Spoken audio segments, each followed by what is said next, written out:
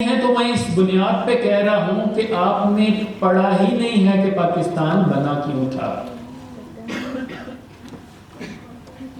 وہ ریزن ڈیٹرا کیا تھا، مقصد وجود کیا تھا پاکستان کا، کیوں مارز وجود میں آیا، جو اس کو بنانے والے تھے ان کے ذہنوں میں کیا خواب تھے، کیا اغراض و مقاصد تھے،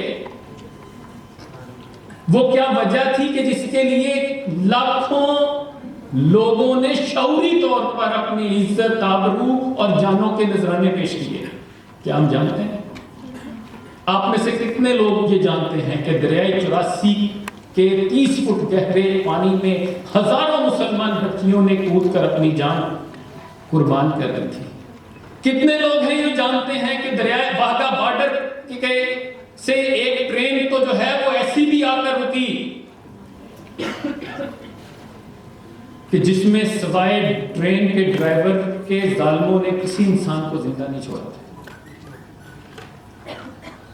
کتنے لوگ جانتے ہیں کہ دریائے گنگوتری سے گوداوری تک کا پانی خون مسلم سے سرخ کر دیا گیا تھا؟ کتنے لوگ یہ کہانیاں اور یہ واقعات انہوں نے پڑھے ہیں کہ شیرخوار بچوں کو فضا میں پھینک کر نوزے کی نوک میں پرویا جاتا اور نعرہ بلند کیا جاتا کہ جا اڑ جا جنا دیا کبوتر.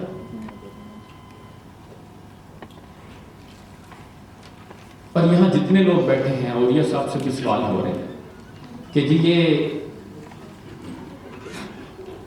یہ کب اسلامی فلاحی مملکت بنے گی، یہ ہم انگریز کے نظام سے کب چھٹکارا پائیں گے، لارڈ میکالے کا نظام کب جو ہے وہ خدا کے بندوں میرا کیا رول ہے؟ میں پہلے یہ تو دیکھ لوں سوال کرنے سے پہلے آپ کا کیا رول ہے اس ہال میں جتنے لوگ موجود ہیں وہ ذرا اپنے گریبان میں تو جھانکیں کہ انہوں نے کیا سوچا، کیا عملی قدم اٹھایا، اپنے حصے کی شمع جلائی کہ نہیں جلائی.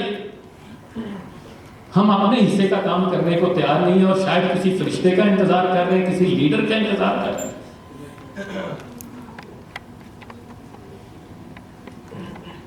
اقبال کہتے ہیں میرا کارکنان قدرت کے ساتھ مکالمہ ہوا، گفتن جہانے میں آیا میں تم ہی سازت. خدا نے پوچھا کہ میرا جہان پسند ہے، یا کارکنان قدرت نے پوچھا کہ ہمارا جہان پسند آیا؟ گفتن کے نمی سازت. میں نے کہا نہیں پسند نہیں آیا. تو کیا کہا انہوں نے؟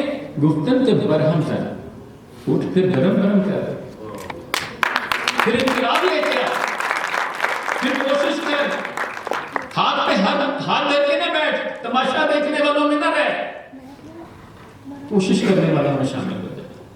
لیکن اس کے ساتھ ایک بڑی خوبصورت شرط بھی بیان کر دی کہ یہ کام آسان نہیں ہے. تم جو تبدیلی کے خواب دیکھ رہے ہو نا اور پورا عالم کفر جو ہے وہ تمہیں ناکام بنانے پر تلا ہوا ہے، تو یہ آسان کام نہیں ہے. یہ بڑا مشکل کام ہے، اس لیے کہ ہو صداقت کے لیے جس دل میں مرنے کی طرف پہلے اپنے پیکر خاکی میں جان پیدا کرے.